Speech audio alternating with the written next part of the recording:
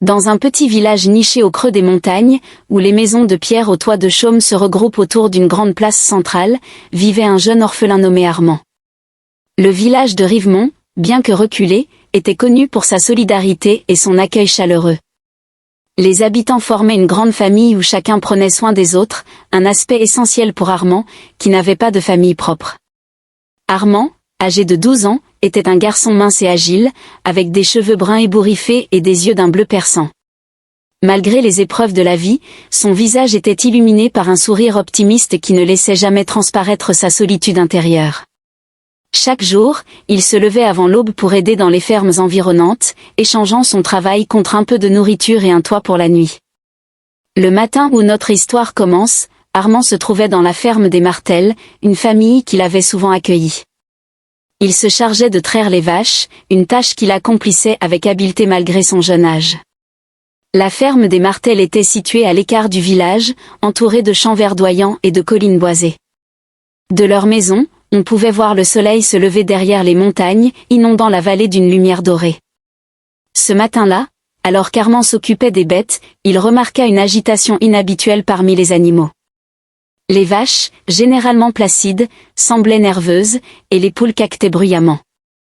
Intrigué, Armand sortit de la grange pour voir ce qui se passait.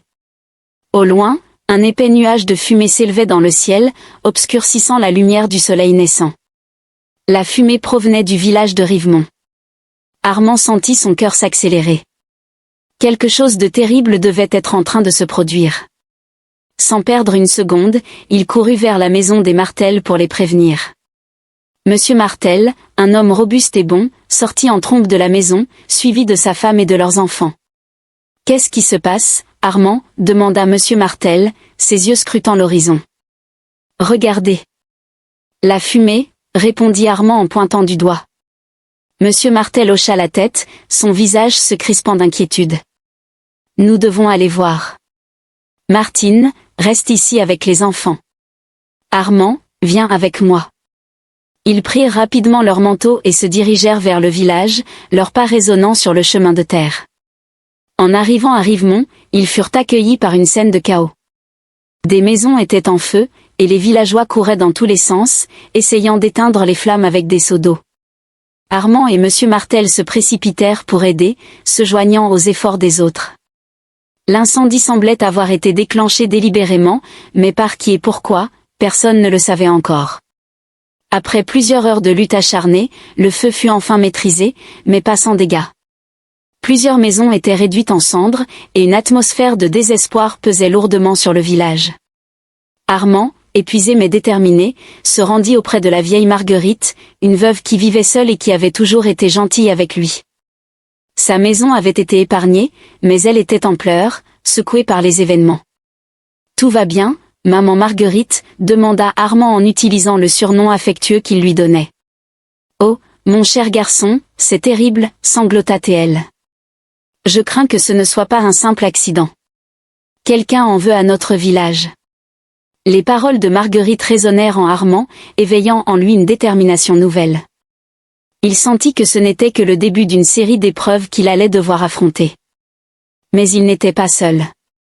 Les habitants de Rivemont formaient une communauté forte et unie, et avec leur aide, il savait qu'il pourrait surmonter n'importe quel obstacle. Le soleil commençait à se coucher, plongeant le village dans une lueur douce et dorée. Malgré la destruction, une lueur d'espoir brillait encore dans le cœur d'Armand. Il serra les poings, prêt à affronter ce qui allait venir.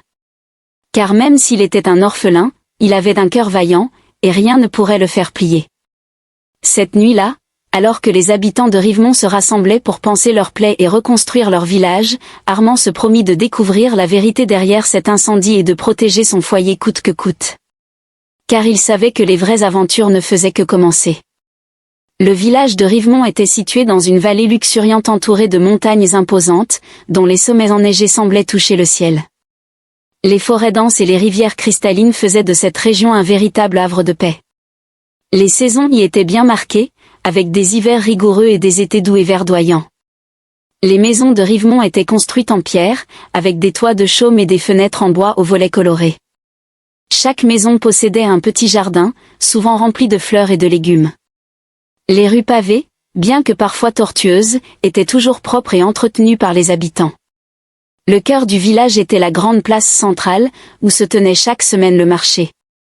Les étals étaient remplis de produits frais, de vêtements faits main et de divers objets artisanaux. C'était un lieu de rencontre où les villageois échangeaient des nouvelles et renforçaient leurs liens. Armand, malgré son jeune âge, était connu dans tout le village pour son esprit vif et son cœur généreux. Orphelin depuis qu'il avait perdu ses parents dans un accident mystérieux lorsqu'il était encore bébé, il avait été pris en charge par la communauté. Chaque famille du village l'avait accueilli tour à tour, lui offrant un foyer temporaire et de l'affection. Son passé tragique avait forgé en lui une résilience remarquable. Il abordait chaque jour avec une détermination renouvelée, cherchant toujours à aider les autres et à trouver sa place dans le monde. Son sourire chaleureux et sa nature bienveillante faisaient de lui un ami précieux et un allié loyal. Armand portait toujours un médaillon autour du cou, seul souvenir tangible de ses parents. Ce médaillon, gravé de motifs mystérieux, était son bien le plus précieux et un rappel constant de sa quête pour découvrir ses origines. Le village de Rivemont n'était pas seulement un lieu de résidence, c'était un sanctuaire pour ceux qui cherchaient la tranquillité et la camaraderie. Les villageois, bien que vivant de manière simple, étaient riches de cœur et d'esprit. Ils cultivaient la terre, élevaient des animaux et échangeaient leurs produits avec les villages voisins. La paix de Rivemont était cependant précaire. Situé à la frontière de deux royaumes souvent en conflit, le village avait connu des périodes de tension et de danger.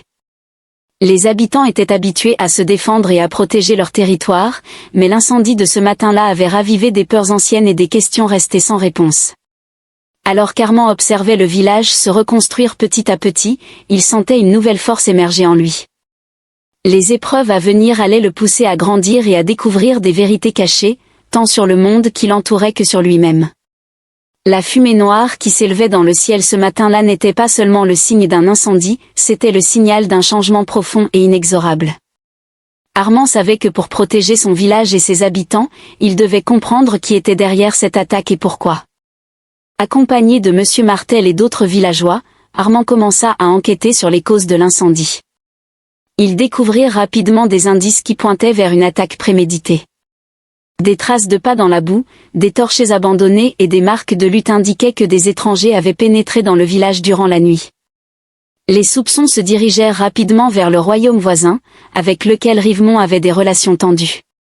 Mais Armand pressentait que la vérité était plus complexe. Les motifs gravés sur son médaillon semblaient étrangement similaires à ceux trouvés près des torchers, suggérant un lien entre son passé et les événements actuels. Déterminé à découvrir la vérité, Armand décida de partir en quête de réponses.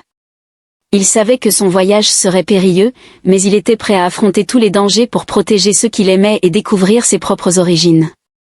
Sa quête allait l'amener à rencontrer des alliés inattendus, à surmonter des obstacles redoutables et à dévoiler des secrets longtemps enfouis.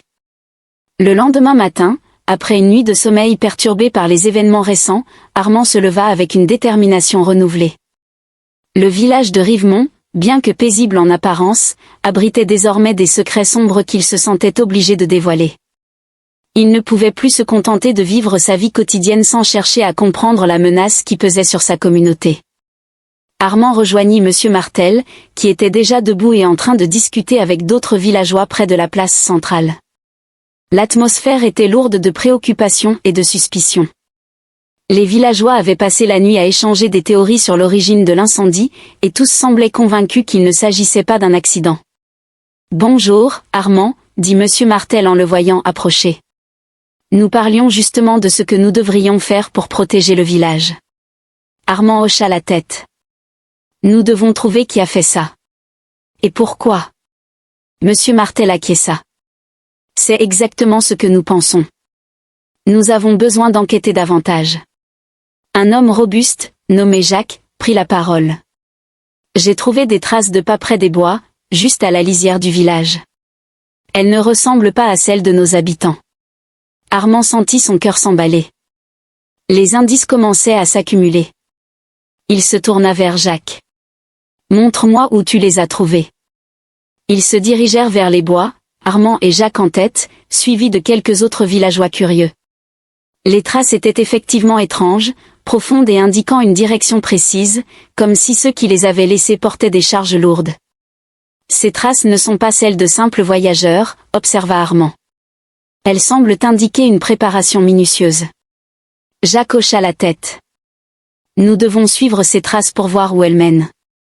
Avec prudence, le groupe suivit les empreintes, qui s'enfonçaient de plus en plus dans la forêt dense. Armand, les sens en alerte, remarqua des signes de passage récents, des branches cassées, des buissons écrasés. Chaque indice les rapprochait de la vérité. Après 1 heure de marche, ils arrivèrent à une clairière où des restes de campement étaient visibles.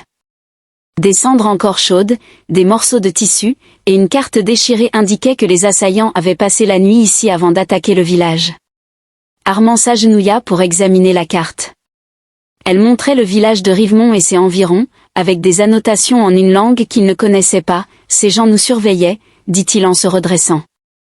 Ils ont planifié leur attaque avec soin. Monsieur Martel, qui les avait rejoints, inspecta la carte à son tour. Nous devons comprendre ce que signifient ces annotations. Peut-être que la vieille Marguerite pourrait nous aider. Elle a voyagé autrefois et connaît plusieurs langues. Le groupe retourna au village, la carte précieusement conservée. La vieille Marguerite, bien que secouée par l'incendie, accueillit Armand et les autres chez elle avec un thé chaud et un sourire bienveillant. « Montrez-moi cette carte », dit-elle en ajustant ses lunettes. Armand déplia le parchemin sur la table. Marguerite étudia les annotations pendant plusieurs minutes, murmurant pour elle-même. « Ces symboles. Je les ai vus autrefois, dans les montagnes de l'Est, déclara-t-elle enfin. Ils appartiennent à une ancienne tribu de mercenaires. On dit qu'ils sont redoutables et n'obéissent qu'à l'argent. Armand sentit un frisson de peur et d'excitation. Pourquoi attaquerait-il Rivemont? Qu'est-ce qu'il recherche? Marguerite haussa les épaules. Cela, je ne peux pas le dire. Mais une chose est sûre, quelqu'un les a engagés. Et ce quelqu'un doit avoir une raison précise. Avec cette nouvelle information, Armand réalisa que leur village n'était pas seulement une cible au hasard. Il y avait un plan derrière cette attaque, et il devait découvrir ce plan pour sauver Rivemont. Déterminé à protéger son village et à élucider le mystère de ses origines, Armand savait qu'il devait se lancer dans une quête périlleuse. Sa première étape serait de rassembler des alliés. Il ne pouvait pas affronter cette menace seul. Armand, Monsieur Martel, et quelques autres villageois se réunirent ce soir-là pour discuter des prochaines étapes. Ils décidèrent de former une petite expédition pour explorer les montagnes de l'Est et trouver des réponses sur ces mercenaires. Nous devons être prêts à tout, déclara Monsieur Martel. Ces montagnes sont dangereuses, et ces mercenaires le sont encore plus. Armand, bien qu'angoissé, se sentit renforcé par la présence de ses amis. Nous devons partir au plus vite. Chaque moment compte. Le lendemain, après des préparatifs minutieux, le groupe se mit en route. Armand emportait avec lui son médaillon, sentant qu'il pouvait détenir des indices importants. Leur voyage à travers les montagnes serait long et ardu, mais il était convaincu que la vérité les attendait au bout du chemin. Le groupe traversa les forêts et les rivières, rencontrant en chemin des animaux sauvages et des paysages époustouflants. Après plusieurs jours de marche, ils atteignirent un petit village niché au pied des montagnes. Le village était habité par des montagnards robustes et méfiants. Armand, en tant que représentant du groupe, s'avança pour parler avec le chef du village, un homme âgé nommé Léon. Après avoir écouté leur histoire, Léon accepta de les aider. Il leur présenta 2 jeunes montagnards, Luc et Clara, qui connaissaient bien les montagnes et pourraient les guider. « Nous vous conduirons à travers les montagnes », déclara Luc. « Mais sachez que les routes sont périlleuses et que les mercenaires ne sont pas les seuls dangers. » Armand remercia Léon et les nouveaux guides. Avec leur aide, ils sentaient qu'ils avaient une chance de réussir. Ensemble, ils commencèrent leur ascension vers les sommets enneigés, prêts à affronter les défis qui les attendaient. Les montagnes étaient impitoyables. Le froid mordant, les sentiers escarpés et les tempêtes de neige mettaient à rude épreuve la détermination du groupe. Armand, malgré sa jeunesse, montrait une endurance remarquable, inspirant les autres par son courage. Un soir, alors qu'il campait dans une grotte pour se protéger du vent glacial, Clara raconta des légendes locales sur les montagnes. On dit que ces montagnes abritent des créatures mythiques, des esprits anciens qui protègent leurs secrets. Si nous sommes respectueux et prudents, ils nous guideront peut-être. Armand écoutait attentivement, fasciné par ces histoires. Il se demanda si son médaillon pouvait avoir un lien avec ces légendes. Peut-être contenait-il des indices sur la véritable nature de leur quête. Le lendemain, ils furent confrontés à leur premier grand obstacle, un pont de corde suspendu au-dessus d'un précipice vertigineux. Le pont semblait ancien et fragile, ses cordes usées par le temps. Luc s'approcha prudemment et testa la solidité du pont. « Il tiendra, dit-il. Mais nous devons traverser un par un, lentement. » Armand fut le premier à traverser. Le vent sifflait à ses oreilles, et chaque pas faisait grincer les cordes sous son poids. Son cœur battait la chamade, mais il garda son regard fixé sur l'autre rive, déterminé à ne pas céder à la peur. Après ce passage périlleux, le groupe continua son ascension. Ils rencontrèrent des animaux sauvages, comme des loups et des aigles, mais grâce à l'habileté de leur guide, ils évitèrent les confrontations dangereuses. Un matin, alors qu'ils se reposaient près d'une source d'eau pure, Armand fit une découverte surprenante. En nettoyant son médaillon, il remarqua que les motifs gravés semblaient correspondre à des constellations visibles dans le ciel nocturne. Excité par cette révélation, il montra son médaillon à Clara, qui connaissait bien les étoiles. Ces constellations, dit-elle en pointant les motifs, correspondent à celles que l'on peut voir depuis un endroit précis dans les montagnes. Luc, écoutant la conversation, ajouta: « Il y a une vieille légende selon laquelle un trésor ancien est caché dans ces montagnes, guidé par les étoiles. Peut-être que votre médaillon est la clé pour le trouver. » Armand sentit un frisson d'excitation. Peut-être que ce trésor contenait des réponses sur son passé et sur les raisons de l'attaque contre Rivemont. Ils décidèrent de suivre les constellations gravées sur le médaillon, espérant découvrir la vérité. En suivant les étoiles, ils atteignirent une caverne cachée dans les montagnes. L'entrée de la caverne était ornée de symboles similaires à ceux du médaillon, confirmant qu'ils étaient sur la bonne voie. Mais à peine avaient-ils pénétré dans la caverne qu'ils furent attaqués par un groupe de mercenaires. Les hommes étaient lourdement armés et bien entraînés, et le combat s'engagea rapidement. Armand, utilisant son agilité et son intelligence, parvint à esquiver les coups et à riposter avec détermination. Les autres membres de son groupe se battaient également avec bravoure, utilisant chaque pierre et chaque bâton à leur disposition pour se défendre. Pendant le combat, Armand remarqua que l'un des mercenaires portait un médaillon similaire au sien. Il comprit alors que ces hommes avaient un lien direct avec son passé et avec le mystère de l'incendie. Avec l'aide de Luc et Clara, ils réussirent à vaincre les mercenaires et à les faire fuir. Essoufflés mais victorieux, ils explorèrent la caverne, espérant trouver des réponses. Au fond de la caverne, ils découvrirent un ancien sanctuaire. Des inscriptions sur les murs racontaient l'histoire d'une ancienne civilisation qui avait prospéré dans ces montagnes, gardant un trésor sacré. Le médaillon d'Armand, selon les inscriptions, était la clé pour accéder à ce trésor. Armand, Luc, Clara et Monsieur Martel s'engagèrent dans le passage secret illuminé par la lumière dorée. Les murs étaient ornés de symboles anciens et de fresques représentant des scènes de la vie de l'ancienne civilisation qui avait prospéré dans ces montagnes. Armand sentait que chaque pas les rapprochait de la vérité sur son passé et sur les mystérieux assaillants de Rivemont. La caverne s'ouvrit progressivement sur une vaste salle souterraine. Des stalactites scintillantes pendaient du plafond, et des stalagmites se dressaient comme des sentinelles silencieuses. Au centre de la salle, une grande structure ressemblant à un autel attirait leur attention. « Regardez ces inscriptions, » dit Clara en s'approchant de l'autel. « Elles ressemblent à celles que nous avons vues sur le médaillon d'Armand. » Armand s'avança avec précaution et plaça son médaillon dans une cavité au sommet de l'autel. Il y eut un déclic, suivi d'un léger tremblement. Les murs de la caverne commencèrent à briller intensément, révélant des passages cachés et des trésors enfouis. Alors que la lumière se stabilisait, une voix ancienne et éthérée résonna dans la caverne. « Vous avez trouvé le sanctuaire sacré de l'ancienne civilisation des gardiens des étoiles. Celui qui porte le médaillon est le dernier héritier de notre savoir et de notre trésor. » Armand, surpris mais déterminé, demanda: « Qui étaient les gardiens des étoiles? Et pourquoi suis-je le porteur de ce médaillon ?»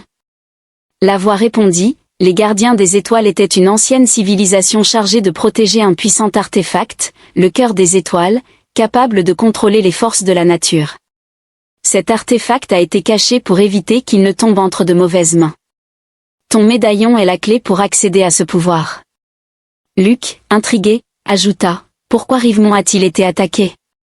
Quelqu'un cherche-t-il à s'emparer de cet artefact?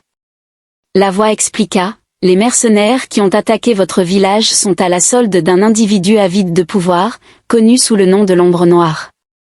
Il a découvert l'existence de l'artefact et veut l'utiliser pour dominer le monde. Vous devez protéger le cœur des étoiles et empêcher l'Ombre Noire de s'en emparer. Armand sentit le poids de cette responsabilité. Nous ferons tout notre possible pour protéger cet artefact. Mais comment pouvons-nous y parvenir? La voix répondit, le cœur des étoiles est caché dans les profondeurs de cette montagne. Suivez le chemin illuminé par le médaillon. Seul l'héritier des gardiens peut l'activer. Avec cette nouvelle mission, Armand et ses compagnons suivirent le chemin illuminé. Ils traversèrent des tunnels sinueux, évitèrent des pièges ingénieux et résolurent des énigmes complexes, guidés par les inscriptions et les symboles sur le médaillon. Au fur et à mesure de leur progression, Armand ressentait une connexion de plus en plus forte avec les lieux et avec le pouvoir du cœur des étoiles. Chaque épreuve qu'il surmontait renforçait sa détermination et son courage. Enfin, après des heures de marche et d'efforts, ils atteignirent une salle encore plus vaste que la précédente. Au centre de cette salle, sur un piédestal de cristal, reposait un artefact brillant d'une lumière aveuglante, le cœur des étoiles. C'est lui, murmura Armand en s'approchant avec précaution. Le cœur des étoiles. Cependant, à peine Armand avait-il tendu la main pour toucher l'artefact que la salle fut envahie par une obscurité surnaturelle. Des ombres mouvantes apparurent, et au milieu d'elles, un homme à l'apparence sinistre et aux yeux perçants fit son apparition, l'Ombre Noire. « Je vous félicite pour votre persévérance, dit l'Ombre Noire avec un sourire malveillant. Mais le cœur des étoiles m'appartient. » Monsieur Martel se plaça devant Armand, prêt à le protéger. « Nous ne te laisserons pas faire. Cet artefact doit être utilisé pour le bien, pas pour satisfaire ta soif de pouvoir. » L'Ombre Noire rit. « Vous êtes si naïf. Le pouvoir est fait pour ceux qui ont la force de le prendre. » Une bataille féroce s'engagea. L'Ombre Noire utilisa ses pouvoirs obscurs pour attaquer Armand et ses amis. Les ombres semblaient se mouvoir à sa volonté, rendant le combat encore plus difficile. Dites-nous en commentaire de quel pays vous nous suivez. Armand, sentant le pouvoir du cœur des étoiles résonner en lui, utilisa le médaillon pour projeter une lumière intense, repoussant les ombres. « Nous ne te laisserons pas gagner, déclara-t-il avec détermination. Et la bataille faisait rage. Armand, utilisant toute sa force et son courage, se battait vaillamment aux côtés de ses amis. Clara et Luc utilisaient leurs compétences de montagnards pour contourner les attaques de l'Ombre Noire, tandis que Monsieur Martel tentait de protéger Armand. À un moment critique, l'Ombre Noire lança une attaque puissante directement sur Armand. Monsieur Martel, voyant le danger, se précipita pour le protéger, prenant l'attaque de plein fouet. Il tomba au sol, gravement blessé. Armand, en voyant son mentor et ami blessé, sentit une rage et une détermination renouvelées. Il se tourna vers l'Ombre Noire, le médaillon brillait de plus en plus intensément. « Tu as fait une grave erreur, dit-il, la voix tremblante de colère. » Utilisant le pouvoir du médaillon, Armand concentra toute l'énergie lumineuse dans le cœur des étoiles. Une explosion de lumière aveuglante remplit la salle, repoussant l'Ombre Noire et ses ombres. L'Ombre Noire, aveuglée et affaiblie, tenta de fuir, mais Luc et Clara réussirent à le capturer, le neutralisant avec des cordes solides. Armand se précipita vers Monsieur Martel, qui souriait faiblement malgré sa douleur. « Tu as fait preuve de courage, Armand. Je suis fier de toi. » Les larmes aux yeux, Armand répondit, « Merci, Monsieur Martel. Nous avons réussi, grâce à vous tous. » Avec l'Ombre Noire capturée et le cœur des étoiles en sécurité, Armand et ses amis retournèrent au sanctuaire des gardiens des étoiles. La voix éthérée résonna à nouveau. Vous avez protégé le cœur des étoiles et sauvé notre héritage. En tant qu'héritier des gardiens, Armand, vous avez prouvé votre valeur et votre courage. Le pouvoir du cœur des étoiles est désormais vôtre pour protéger et guider votre peuple. Armand, tenant le cœur des étoiles, ressentit une énergie apaisante et bienveillante se répandre en lui. Il savait qu'il devait utiliser ce pouvoir pour le bien, pour protéger Rivemont et les autres villages contre les menaces futures. Le groupe revint à Rivemont, accueilli en héros. Les villageois, en apprenant les exploits d'Armand et de ses amis, les acclamèrent et les remercièrent chaleureusement. Le village, bien que marqué par l'incendie, retrouvait espoir et solidarité. Armand, désormais conscient de son héritage et de sa responsabilité, se consacra à protéger Rivemont et à utiliser le pouvoir du cœur des étoiles pour aider ceux dans le besoin. Avec l'aide de Monsieur Martel, Clara, Luc et les autres villageois, il œuvra à reconstruire le village et à préparer la défense contre toute future menace. Le soleil se couchait sur Rivemont, baignant le village d'une lumière dorée. Armand, assis sur une colline surplombant le village, tenait le médaillon et le cœur des étoiles dans ses mains. Il pensait à tout ce qu'ils avaient accompli et à ce qui les attendait encore. Monsieur Martel s'approcha, une canne à la main pour l'aider à marcher après ses blessures. « Tu as fait du bon travail, Armand.